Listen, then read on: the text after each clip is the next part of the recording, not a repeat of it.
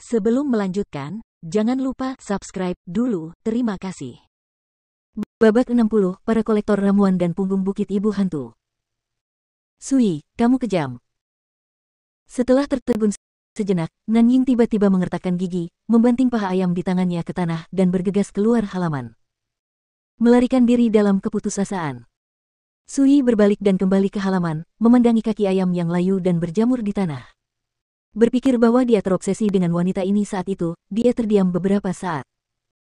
Namun, siapa yang bisa menjamin bahwa mereka tidak akan menemui bajingan seperti itu ketika mereka masih muda? Sambil menggelengkan kepalanya, Sui langsung kembali ke kamar. Dia mulai menghitung hasil panennya. Di meja. 18 uang kertas 10.000 tael, 3 ramuan, buku rahasia seni bela diri tingkat huang, 3 bambu giok dan rebung. Panen seperti ini sangat besar. Sangat disayangkan meskipun ada banyak uang kertas, namun saat ini tidak begitu menarik bagi Sui. Sejauh yang dia tahu, di Kabupaten Yunhei, Anda juga bisa membeli beberapa ramuan dengan emas dan perak. Tapi hampir semuanya adalah barang biasa, dan harganya sangat mahal. Obat mujarab tingkat rendah biasa bisa dijual seharga 30.000 tael perak. Sedangkan untuk ramuan kelas 2, nilainya sekitar 80.000 tael perak. Namun, bahkan di pasar Kabupaten Yunhei, ramuan kelas 2 dianggap langka, dan seringkali direnggut dengan harga tinggi begitu muncul. Namun, Fusan juga mengatakan bahwa akan lebih mudah membeli ramuan dengan batu roh. Karena bagi para pejuang, batu spiritual dan ramuan adalah sumber spiritual dan sangat diperlukan. 3 ramuan di depan Sui semuanya adalah ramuan kelas 1 yang paling rendah. Sebaliknya, rebung spiritual tersebut memiliki kualitas yang baik dan dapat digolongkan sebagai rebung kelas 2. Saat kita sampai di Kabupaten Yunhei, kita bisa menukar uang kertas perak itu dengan batu spiritual. Petik 2. Di Kabupaten Yunhei, 10.000 tael perak dapat ditukar dengan batu spiritual tingkat pertama. 100 batu spiritual tingkat pertama dapat ditukar dengan 1 batu spiritual tingkat kedua. Lagi pula, meskipun Anda pergi ke Kabupaten Yunhei di masa depan, Anda tetap harus menghasilkan uang. Dengan cara ini, kita dapat terus memperoleh sumber daya spiritual. Segera, Sui menyimpan semua uang kertas, ramuan, dan buku rahasia. Kemudian, dia berjalan keluar halaman, duduk di bangku batu di bawah pohon belalang besar, dan memotong bambu giok hijau dengan pedang Chen-Feng. Saat serpihan kayu beterbangan kemana-mana, tidak lama kemudian, Sui memegang sarung bambu hijau di tangannya. Panjangnya 3 kaki, setebal lengan, berwarna hijau dan jernih, sebening batu giok. Sangat cocok untuk memasukkan pedang Chen-Feng ke dalamnya dan hanya memperlihatkan gagangnya. Tapi Sui merasa gagang pedangnya agak mengganggu. Setelah dipikir-pikir, dia mengambil tindakan lagi dan langsung mencabut duri pedang di kedua sisi gagang pedang hingga membentuk potongan pedang. Dengan cara ini, gagang pedang bahkan tidak masuk ke dalam sarung bambu hijau. Kemudian, Sui menggunakan seikat sutra bambu hijau untuk menenun tali gesper yang fleksibel dan mengikatnya erat-erat pada mulut sarungnya, sehingga bisa digantung di pinggang. Sui mengangkat sarung pedang bambu hijau yang telah disiapkan dan melihatnya di depan matanya.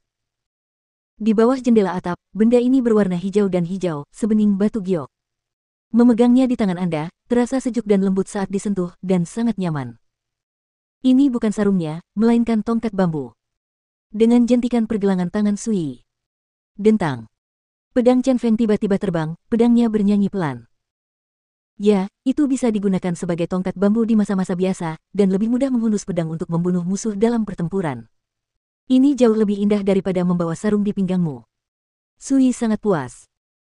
Meskipun pedang Chen-Feng hanya memiliki sedikit spiritualitas, selama direndam dalam sarung bambu giok, tepi dan teksturnya akan terpelihara dan diubah. Inilah alasan Sui membuat sarung ini.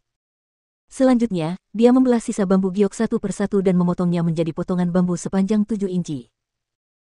Ini semua adalah materi spiritual, dan beberapa jimat dasar dapat diukir di atasnya, yang dapat digunakan untuk mengatur formasi, membunuh musuh, mengusir roh jahat, dan ramalan. Akhirnya, Sui membuat jepit rambut bambu lagi untuk dirinya sendiri. Tentu saja, dia menghilangkan semua warna cian pada permukaan jepit rambut bambu tersebut, sehingga menghasilkan warna putih mengkilat yang sederhana dan elegan. Jika Anda memakai jepit rambut berwarna hijau, warna di kepala Anda pasti akan disalahpahami. Sui mendatangi cermin perunggu di kamar.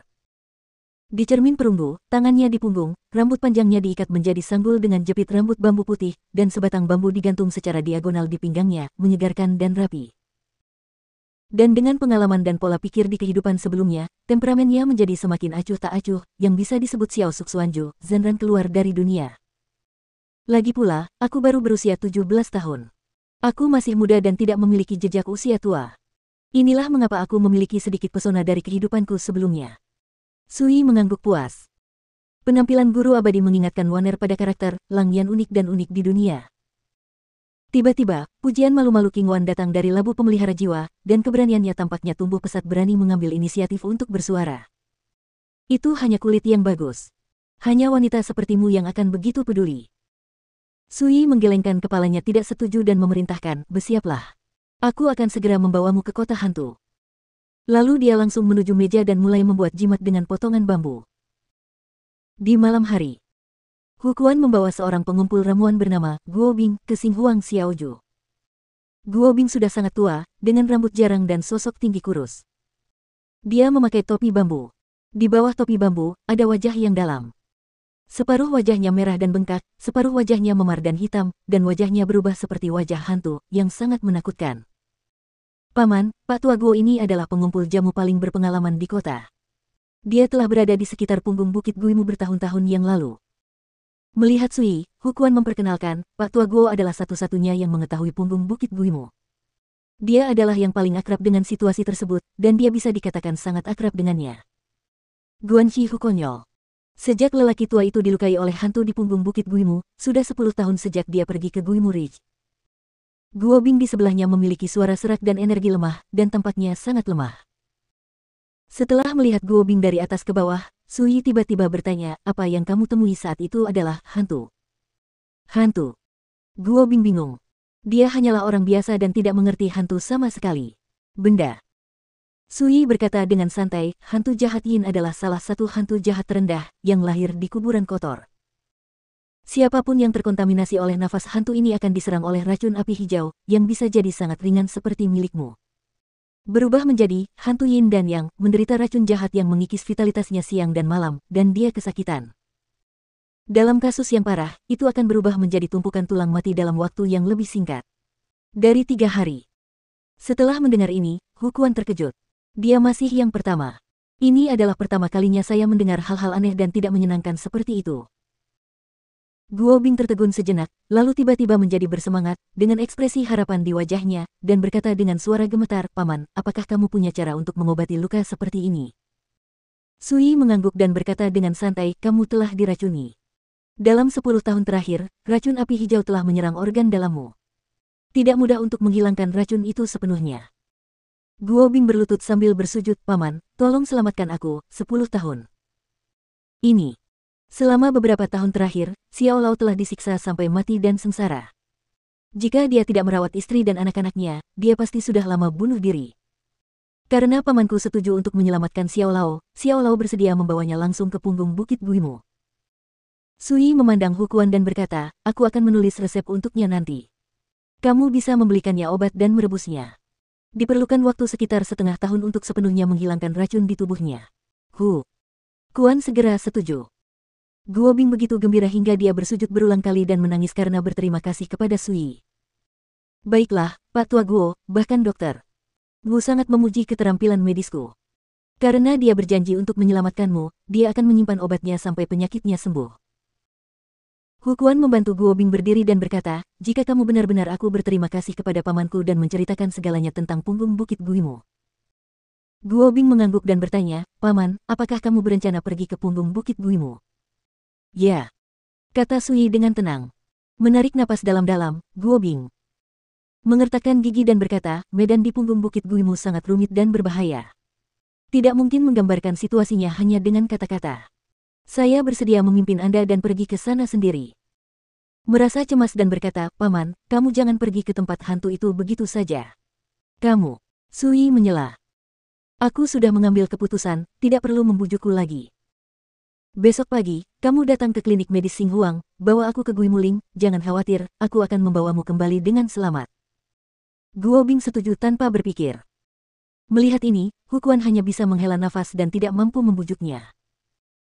Setelah menyelesaikan masalahnya, demi kehati-hatian, Sui menyiapkan beberapa item untuk mengusir roh jahat malam itu, dan kemudian dia merasa sangat nyaman. Dini hari berikutnya, Sui memegang sebatang bambu di tangannya, labu yang menyehatkan jiwa tergantung di pinggangnya, dan jepit rambut dimasukkan secara diagonal ke dalam sanggulnya. Ketika dia tiba di luar pusat medis Xinghuang, Guo Bing yang mengenakan topi bambu sudah menunggu di sana. Namun saat keduanya hendak berangkat, tiba-tiba terdengar suara dari jalan di kejauhan. Guo Bing, kamu di sini, akhirnya aku menemukanmu. Sui mendongak dan melihat sekelompok sosok bergegas datang dari kejauhan. Pemimpinnya sebenarnya adalah Wen Zhuoyuan. Saat dia melihat Sui berdiri di samping Guo Bing, pupil mata Wen Zhuoyuan mengecil dan wajahnya menjadi sedikit kaku. Guo Bing tidak menyadari perubahan halus ini, dan dengan hormat mengangkat tangannya dan berkata, apa yang Tuan Muda ingin lakukan dengan lelaki tua itu? Dia adalah pengumpul ramuan dari keluarga Wen, dan Wen Zhuoyuan adalah putra sahnya putra tertua dari keluarga Wen, jadi dia tidak bisa mentolerir sikap tidak hormat padanya.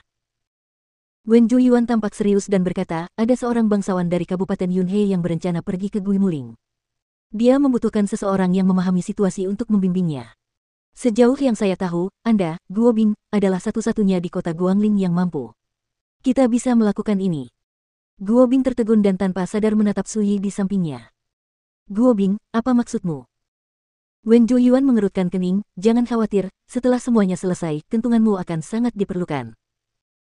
Guo Bing dengan cepat menjelaskan, Tuan, Anda salah paham, saya setuju kemarin Paman Su, saya berencana untuk pergi ke punggung Bukit Guimu sekarang. Apa? Giliran Wen Zhuoyuan yang menatap Sui lagi dan berkata dengan nada kaku, mengapa kamu pergi ke punggung Bukit Guimu? Tetapi setelah mengalami serangkaian kejadian di punggung Bukit Guimu, perjamuan Longmen, saat menghadapi Sui lagi, dia tidak lagi berani bersikap superior seperti sebelumnya. Sui bermain dengan tongkat bambu di tangannya dan berkata dengan tenang, urusanku tidak ada hubungannya denganmu. Jejak kemarahan muncul di alis Wen Jue, tapi dia dengan cepat dikendalikan. Dia menatap mata Sui dan berkata-kata demi kata, Sui, saya akui bahwa setelah kesembuhanmu, kultivasimu menjadi luar biasa. Bahkan penguasa kota Fusan sangat menghargaimu. Dia masih menantu keluarga Wen kami. Dia mengucapkan kata, menantu, dengan sangat serius.